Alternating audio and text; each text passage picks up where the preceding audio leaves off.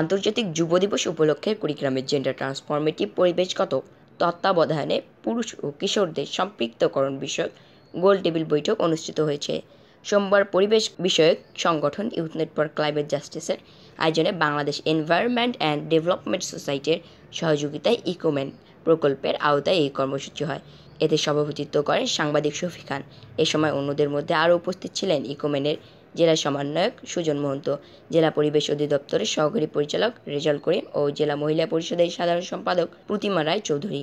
এ সময় জেলার বিভিন্ন সংগঠনের ২০ জন যুব সদস্য অংশগ্রহণ করেন।